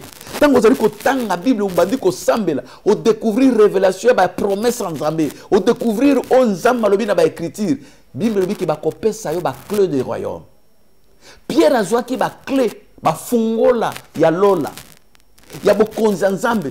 Et c'est que totanga ki kuna na Ephésiens ki kuna toza béni de toutes sortes de bénédictions spirituelles et vanda kuna na lola. Siko ba bénédiction nyoso wana ba kamati ba fungola ngo ba pesi yo. Soko za na révélation maloba na nzambe ba fungola eza na maboko na. Alléluia. Na décembre nzamba lingi ko remettre ba fungola ya lola na maboko ya elimoko. Nzamba lingi ko remettre ba fungola ya moto akokota na révélation na ba prière na ye. Wa ko yeba ko sosola ke maloba nzambe nde ko salema me ya ba yini na yote ya bato mokilité o comprendre ba promesse nyonso ya maloba nzambe ba fungola pesa melo na poko na lelo avant kutu to banda jeune zwa ba fungola ya bokonzi nzambe o banda ko kota kuna na lola di pa nyonso ba bombi biloko ba bombi bonheur koto yo fungoli ba bombi bana koto yo fungoli ba bombi libala na koto yo fungoli ba pesio ba clé tika nzamba pesa elimoko ba clé na butu na lelo ozo ba clé ya royaume parce que Bible biko yoko fungola na likolo na lola awa na mabele fungwami esika yoko kanga awa na senzamba kangi o kangi nini bien aimé pona bana na yo o kangi nini na ngeko kanga molimo na kufa pona bana na yo parce que ba fungola ba pesi yo ya ko kanga séjour de mort kanga fungola ya kufa kanga ba porte ya kufa kanga ba porte ya échec kanga ba porte ya raillerie ya bato ya moquerie kanga ngona mabondeli ale zo siko fungola o banda ko fungola ba porte ya bonheur o banda ko fungola ba porte ya succès o banda ko fungola ba porte nyoso ya sengo o banda ko fungola ba porte ya richesse yonde ba pesi ngona maboko ba pesi ngona maboko ba ennemi na ote ba pesi ngona maboko ya pasteur te ba pesi ngona maboko ya mutuyo akozwa révélation maloba na nzam fungola eza na maboko na butu na lelo na kati ya mabondeli c'est comme ça compris nde boende ba bondelaka poke to mona ba résultat oh eli moko na poko na lelo nzamba za ko recommander yo apesi yo ba fungola soko ko kota na profondeur ya maloba na ye fungola eza na maboko ya ba ininote je le répète fungola ba pesi yo soko ko comprendre révélation ya maloba na nzambe lokola Pierre ba disciple bazala ki ebele ba pesa ki yango Barthélemy te ba pesa ki yango Philippe te ba pesa ki yango André te mais ba pesa ki yango Pierre parce que Pierre yé moko motazo ki révélation bien aimé boko ko zala ebele na église bato nyoso te bakoki ko zo la clé oyo koki ko zo bokoki ko zala ebele na famille nzamba ko pesa bango fungola te mais fungola ko pesa mela na butu na lelo na bato ba ko zo révélation boza ebele na kati na ville na bino mais fungola ko pesa mela boze belé na kati ya église fungole ko pesa mela yo boze belé na kati ya ndako fungole pesa meli muto ako simba révélation ya maloba na nzambe yondo ko fungola banda ko fungola ngo dans la prière banda ko fungola bisika sata akangaki porte nini fungole zana maboko na yo kota na lolendo nyos kota na foi nyos banda ko fungola parce que za moto ya révélation na butu na lelo na bandi ko fungola ba porte ata yoza ko hésiter ko fungola na fungoli porte ya bonheur dans le nom de Jésus na fungoli porte ya santé dans le nom de Jésus na fungoli porte ya succès dans le nom de Jésus na fungoli porte ya excellence dans le nom de Jésus par la prière parce que na yebi que Dieu est derrière sa parole pour l'accomplir. Alléluia. Bato nyonso bazaka na révélation nzamba zali ko pesa bango fungola ya kokanga o pe ya kofungola tika na poko na lelo o banda exercice wana yo yebi bisika nini diable akangi o yebi eloko nini diable akangi koleka bato nyonso o yebi esika yo lelaka o lukaka solution na poko na lelo yebango ki bapesi yo fungola parce que yo ndo oza mwana na nzambe totangi na mukanda na Jean chapitre 15 verset 7. Jean chapitre 15 verset 7, j'ai lu au nom de Jésus. Si vous demeurez à moi et que mes paroles demeurent en vous, demandez ce que vous voudriez et cela vous sera accordé. Oh, Bible dit que si vous demeurez à moi et que mes paroles demeurent à vous, ce qui est maloba nzambe vandi katina yo, siko babi demandez tout ce que vous voudriez. Senga eloko nyoso yo kolinga. Na katia mabondiri, c'est comme ça qu'il faut prier. Dans la parole de Dieu.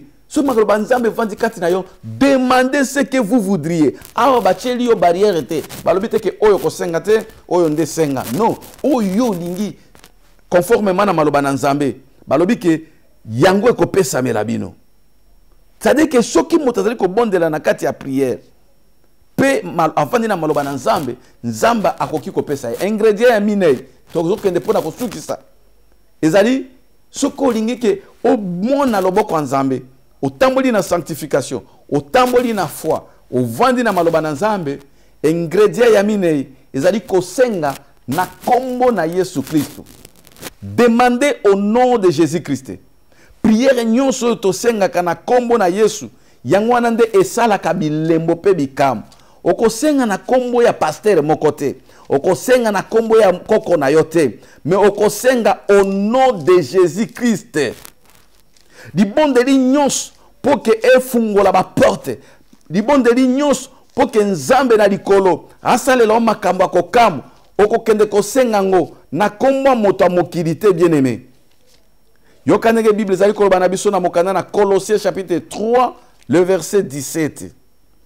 Colossiens chapitre 3 le verset 17. Yoka, et quoi que vous fassiez en parole ou en œuvre, faites tout au nom du Seigneur Jésus, en rendant par lui des actions de grâce à Dieu le Père. Quoi que vous fassiez, et l'oko nyonso yo kosala, di bonde di nyonso yo kosala, sala yango, senga yango, na kombo ya moto moko te, na kombo ya banzambe ya bakoko na yo te, na kombo ya banzambe ya soki ya bilima na mai te, na kombo na Yesu Kristo. Bien-aimé, nzamba zako senga biso to senga na kombo mutu te. To senga na kombo tata na yote. To senga na kombo ya bakoko na yote na kombo nzamba mama na ngai. Nzamba te, nzambe na yo kombo na Yesu Christ.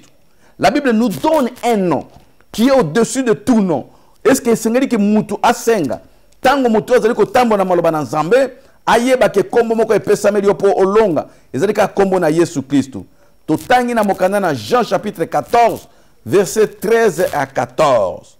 Jean chapitre 14, verset 13 à 14, nous lisons au nom de Jésus-Christ. Est-ce que c'est élu moko ayokanga na poko na lelo?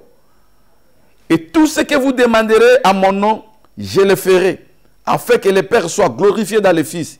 Si vous demandez quelque chose à mon nom, je le ferai. Ça, c'est Jésus qui parle. Tout ce que vous demanderez à mon nom, c'est le nom de Jésus.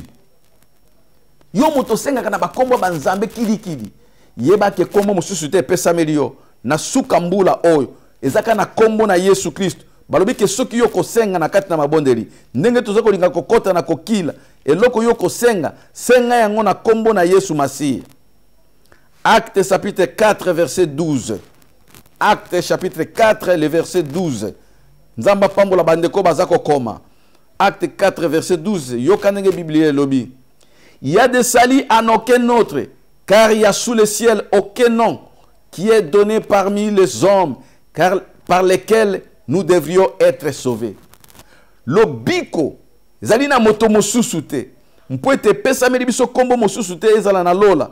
Bipai wapi bato basengeli babika na yango. Lobiko, ezali kaka na kombo na Yesu Masiya. Lobiko, ezali kaka na kati na kombo na Yesu Masiya. Soko kiti na se wana eza maloba na nzambe eyo moto akoki ko discuter te. Lobiko eza na kombo ya bakoko te. Lobiko eza nde na kombo na Yesu. Miracle pe eza nde na kombo na Yesu. Kaka na acte 4 na yoka soki osote yango tangi na verset 17 iti na 19. Mais afin que ces choses ne soient pas répandues davantage, parce que bato nyonso oyo bazaba okitisi baningaka kombo na Yesu te. Soko bandi ko bondela au nom de Jésus na église bato baboy, yeba ke église wana eza nzambe te. Oza na kati ya ndako oza kosambela na kombo na Yesu moto aboy, yeba ke ndako wana eza ndako ya kobeba. Esika nyonso moto azali ko boya kombo na Yesu, mutu wana ifo yeba ke aza ya nzambe te. Awa tango wa Petro, Pierre na Jean bandi ko bondela, ba memi bango na justice pour que nguya na kombo na Yesu bandi ko sala bilembo katu na bango. Bible lobi ke ba beti bango pona tia na bikamo eseleba ki na kombo na Yesu Masiya. Mais yoka bato simana ko beta bato ma balobi boy. Mais afin que la chose ne se répande pas davantage parmi le peuple, pour que kombo na Yesu soit succès kati na bato, défendons-leur avec menace désormais de parler à qui que ce soit à ce nom-là. Et les ayant appelés, ils leur défendirent absolument de parler et d'enseigner au nom de Jésus. Pierre et Jean leur répondit, jugez s'il est juste devant Dieu de vous obéir plutôt qu'à Dieu. Bien-aimé, bazali ko pekisa batoma na nzambe pe balobi ke bazako banga bato nyonso babanda ko kangama na kombo wana. Bien-aimé, kombo esalaka makambo na monde ya ténèbres kombo na Yesu. Kombo échange ka solution. Échange kaba donné. Diable na bato na ba banga kanguya na kombo na Yesu. Diable na ba kolite na ba ningaka te kombo na Yesu. Soki moto bandi ko sambela na kombo na Yesu, lola ezali ko ningana. Monde ya ténèbres ba chaîne ezali ko koya. Yangwana na poko na lelo. Dans le nom de Jésus, na déclaré moto moko béni. Dans le nom de Jésus, Zamba bimisayo esika ozalaki. Dans le nom de Jésus, makambo e changer na mbula oy. Avant que to koma 2018, 19 au nom de Jésus, statut na yo est changé parce que c'est un nom qui nous a été donné. Ingrédient ya suka pona ko sirisa, soki moto alingi ko sambela. Azali na makambo nyonso, atamboli na sanctification. Atamboli na foi. Azali ko salela maloba na nzambe. Pe asenge na komo na Yesu, eloko ya suka, il faut moto akangamato azala na un désir ardent. Na likambo ya azala ngo besoin. Pe abanda ko zela yango avec patience. Elingi koloba boy. Ozana désir moko makasi na eloko moko. Pe obandi ko zela réponse en Nzambe avec patience. Avoir un désir ardent et attendre la réponse de Dieu avec patience. Wana ezali ingrédient suka. O senge eloko na kombo na Yesu za siko nye. Koza motema likolo te. Koza motema duku te. E nakota ki jene na omona eloko te. Nazo kaka eloko yango ezo ningana. Nazo mona kaka makabo ezo simba te. Nazo mona kaka bo. Za na patience sikoyo. Bible lobi ozana désir ardent na eloko moko boye. Pe obandi ko zela. Na kimia nyonso. Kino nzambe akoka kosala. Yangwana na ebisa kibino. Ndeko nanga Job. Atako tango azali ko sambela. Mwasi ne azali ko chola. Yazali kaka ko kila. Mwasi ne azali ko finga. Yazali kaka ko kila. Mwasi ne alobi oh na yo moto banga kanzambe banda oza ko sambela tozo mona pe réponse était. Job alobi je sais une chose que mon rédacteur s'élèvera le dernier. Je sais que mon rédacteur s'élèvera le dernier. Azaki na assurance que ndenge na sambeli mo sikoli na nga ko telema. Ata lelo simbite lobi ko simba. Ata lelo malade za kaka na nzoto lobi na kotambola. Ata makambo ezo mona na lokole ezo simba te lokwa na bondeli. Nzamba ko sala. Nzamba ko changer ndako na ngai. Nzamba ko changer bana na ngai. Nzamba ko changer mobali na ngai. Ozana désir wana. Pe ozali ko zela avec patience parce que nzambo ya ko sakate. Tika ba nyonso bazali ko zela avec patience ba promesse nzambe. Nzamba ko kisela bino. Ba nyonso ba yebeke nzamba ko sakate. Ba vandi na kati na kimia ko zela promesse nzambe e ko kisama na bomo ina bino dans le nom de Jésus parce que nzambo ya ko sakate. Poko na lelo zali poko makambo minene. Yokanenge liloba nzambe lobi na biso. Na mokana na Proverbe chapitre 10, na verset 24. Proverbe chapitre 10, verset 24, je lis au nom de Jésus.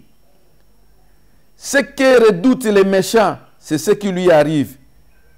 Et ce que désirent les justes, leur est accordé. Ce que désirent injuste. C'est-à-dire, mouto yazali ko senga. Babi que eloko nyonso zali ko désirer. Eloko yo zana désir ardent. Nzamba ko accordé yango dans la prière. Désir na yo ezali nini? Désir ardent na yo ezali ke nzamba sala nini na mbusuka mbula oyo. Désir na yo ezali ke nzamba sala nini na jeune oyo tokokota ya 40 jours. Désir na yo ezali nini pour na 2019. Bible lobi ke ekozala accordé. Parce que ce que vous allez ko sambela na kombo na Yesu, vous avez un désir wana ardent. Pe vous allez ko zela yango avec patience. Okomona nzambe kokokisa yango. Yango ne sengeli ko zala ka toujours na un désir ardent.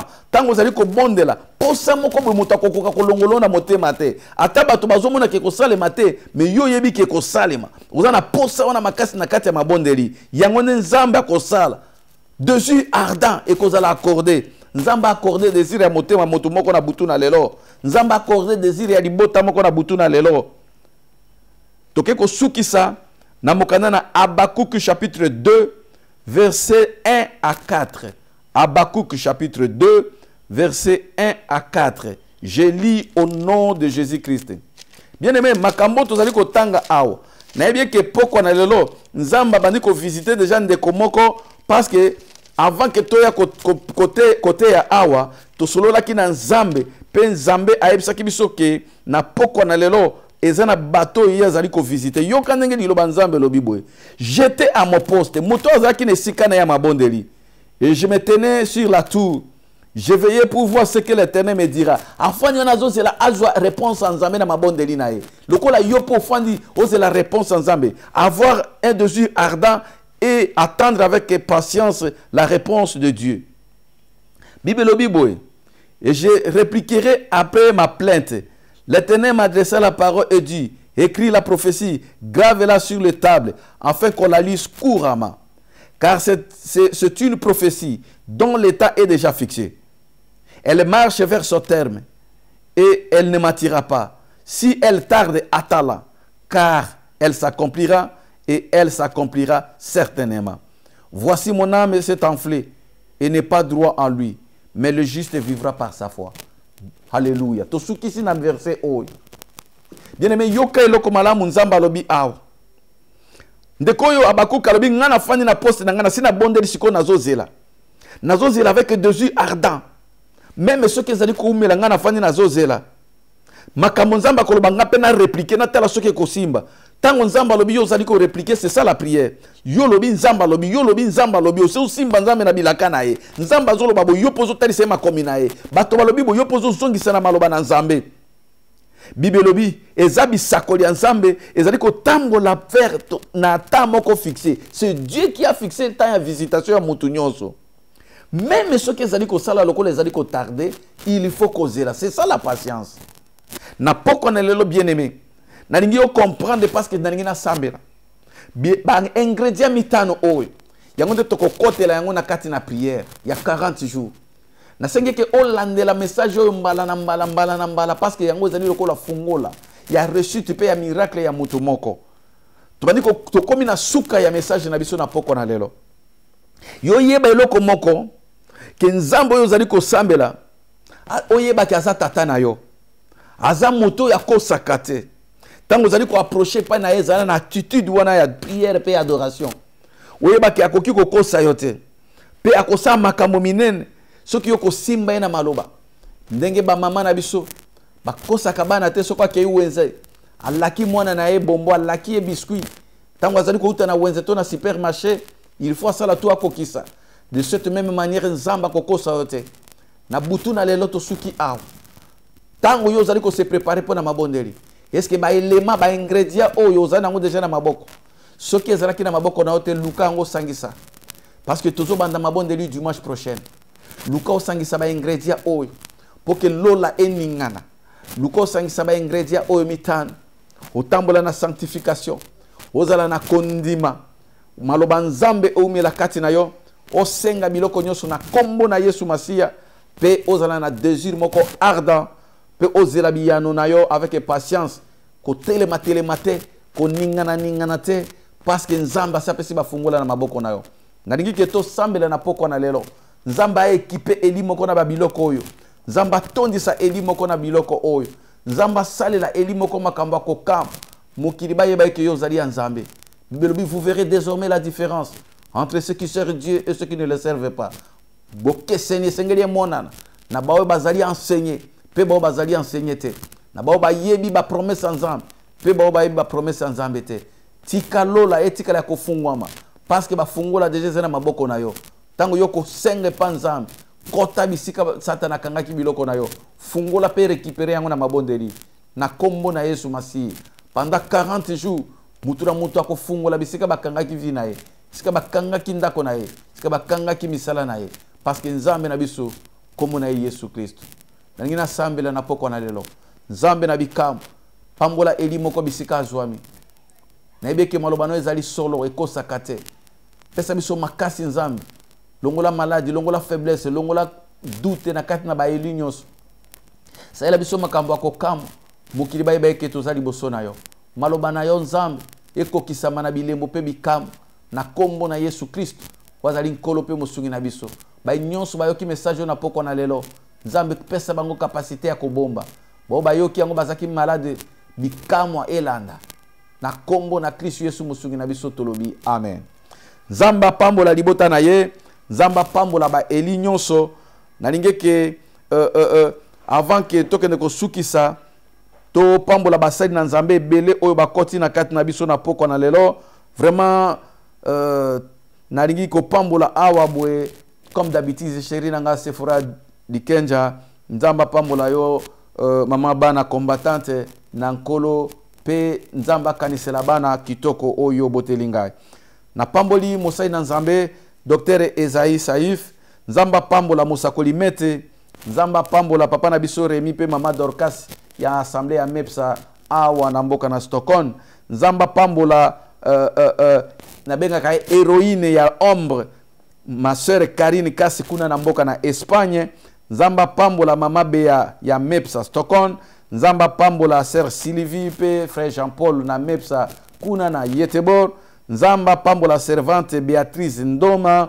nzamba kede ko pambola mwana ngaya bolingo sœur Godé Mambo nzamba pambola sœur Godé nzambe akende ko pambola ba femme engagée nyonso na bosanité ndeko na ngai Franki Ngoiboto na Paris nzamba akende ko pambola pe chéri na yo sœur Bibishe Katabi kuna na Paris nzamba pambola bana na bino kitoko nzamba pambola couple ya Dr Pichu pe sœur Gisèle libala kitoko na ebeke nzamba kosala biso grâce tokokutana po na ko pambola bino lisusu na mariage kitoko eleki kuna na mboka na Paris nzamba pambola basali na nzambe nyonso ya MEPSA Yetebor nzamba pambola basali na nzambe na mboka ya Luanda MEPSA na Angola pe MEPSA na Menonge ba nyonso oyo balandi biso na poko na lelo bapambwama na bosanité bomoko mboka digital momo na mosala munene azali kosala pe mama na biso Pauline nzamba pambola bino parce que toza komona loboko ya nzambe liko na bino butu moi akanisela musala pambolama na misala ya nzoto pe na misala ya maboko nzamba pambola bomoko mboka nyonso eza na France eza na Belgique to na Congo Kinshasa bisika nyonso nzamba akanisela basali na nzambe nyonso oyo bazali ko soutenir biso na kati ya mosala oyo soki natangi kombo na yo te engi koloba te ke toyebi yo te molimo na nzambe ayebi bino nyonso ba eli nyonso mipai bozwami bopambwama toza na communiquer na biso avant ke toleka na sport tobandi jeune na biso yango wana tolakisi ndenge nini tokobondela po ke mutu na mutu azwa ba resultat tokobanda jeune na biso ya 40 jours tozobanda jeune na 40 jours le 29 octobre oyo pe tokokende kosukisa yango le 7 décembre et kozala un certain vendredi. Donc pendant 40 jours, chaque dimanche, tu as une fête à parole, pe puissance du Saint-Esprit, na kati église MEPSA Efrata, wana eswami na Egdalen Shirka. Ce qu'on y est tous les dimanches à partir de 14h, 16h30 na MEPS Efrata okomona ndenge bato nzambe bakoleka wana pe nguya na nzambe kokita to simba nzambe na bilaka pona tia na likamo na yo ba délivrance ekosalema pe nzambe akomimonisa na ba nyonso bazwami pembeni awa na Stockholm pe na ba ville mususu pembeni. Donc tous les dimanches kozanga te. Bongo le 8 décembre. Le 8 décembre kozala mukolo ya célébration. Parce que wana toko sukisa mabondeli toko mona ndenge nzamba ko pambola bato pe ba o nyonso ba mona ki loboko nzambe ba ko témoigner mukolo wana et ko la journée action de grâce et célébration tobenyango Stockholm 2019 édition ya liboso. Alors mutu nyonso aza bienvenu ndenge bomoni ba sport pe kalate boko mona ngo tozana ba ndeko ba ko uta na France évangéliste Thomas Lokofe pe ndeko na biso Mbuta Kamoka. Basali na nzambe to bayembi pe na biso ya Stockholm na bakozala bandeko ebele oboyebi baza na talent bakozala pe kozala fête ya maloba na nzambe entrée ezali gratuit. Le 8 wana samedi tokozala na MEPS Efrata oyo ezwami na Egdalen shirka tango zoko bima na metro ya nzela etc na Egdalen okomona église MEPS na kati ya lokale ya Egdalen shirka. Yango wana esengeli mutu nyonso koma yango na agenda rendez-vous munene yango wana. Il y a le 8 décembre célébration munene toko kumisa nzambe toko bina toko yemba ba répertoire nyonso oyo yebi ya ndeko Mbuta pe ya ndeko Thomas Lokofe. Alors toko zala wana de 15h samedi à le 8 jusqu'à 19h. Donc ba invité na biso tozana bango déjà en contact kala mingi te ba ko komela biso pe kozala fête ya maloba na nzambe. Nzamba pambola ba nyonso déjà basi bazui ba congé mukolo wana ba balinga kosala même ba week-end et la journée à célébration mukolo toko kumisa nzambe parce que tosi to fungoli ba porte nyonso pe nzambe na biso akosala makamine. Tika nzamba pambola bino butuna lelo bisika bozwami bongo mercredi prochain tokokuta na lisusu na émission na biso le temps d'Isali.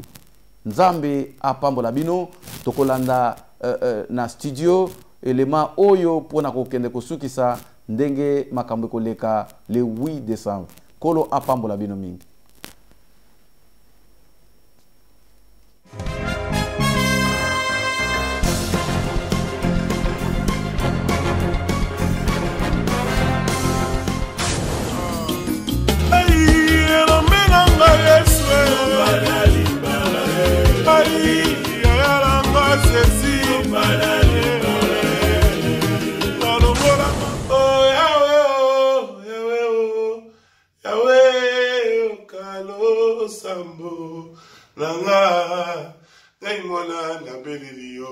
Voilà, moi c'est votre bien-aimé, l'évangéliste Thomas Lokofe. Je voulais vous donner une invitation à tout le bien-aimé de Stockholm, 8 décembre, où nous allons faire une grande célébration, un grand concert de célébration à Stockholm. Où il y a Ebele, ma papa, ma maman. Je serai avec mon bien-aimé le frère Mbuta Kamoka.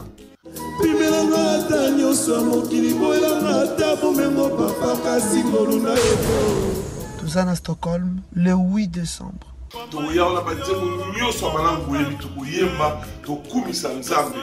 Une très grande cérémonie dans le Kumunankulu. Boya et Belé. Souhaite pour Christ. Le 8 décembre 2018, nous allons dire merci à Dieu pour sa grâce de nous avoir gardé toute cette année 2018. Il y a beaucoup de gens qui sont morts, il y a beaucoup de gens qui sont partis, il y a beaucoup de gens qui ont eu des accidents. Mais l'Éternel Dieu nous a donné la grâce d'être encore vivants, de parler, de bouger. Pourquoi pas avoir une seule journée de l'année pour lui dire merci. Oh, Bongino Lokumu, Zambena Babulami, Tuimbe Yepoa, Mulami. Abenga Kanana Kombo, Aebi Mozindo ya Motema. Surtout Bavali, Helsinki, surtout le Danemark, surtout Norvège. Donc, à Stockholm, le 8 décembre. La église MEPSA, et pas il y a l'homme de Dieu, l'apôtre Dido Moïse Bikenja. Et le mona maman évangéliste Sephora Ikenja. Boya Ebele. Tokomisa Nzambe. Souhaite pour Christ. Pour saliter pour Moko Yamboka. Frère Patrick et Maman, il sera là aussi. Que Dieu vous bénisse. Vous Panza Sango. Vous allez entrer gratuit. Par mon fou de pour les athées. Où il y a des bébés, ma papa, ma maman. Où est tout. Soyez bénis. Une étoile qui brille à la nuit, attirant l'attention des mages. Soyez bénis, mes frères. Souhaite pour Christ, le 8 décembre. Rendez-vous à Mouneni. Rendez-vous à Balongi. Que Dieu vous bénisse. Que Dieu vous bénisse. Retenez bien la date où le 8 décembre 2018. Shalom à Stockholm et que Dieu nous fasse grâce ces jours-là d'être là. Ne manquez pas. Nous allons célébrer Jésus-Christ de Nazareth. Que Dieu vous bénisse. Ay,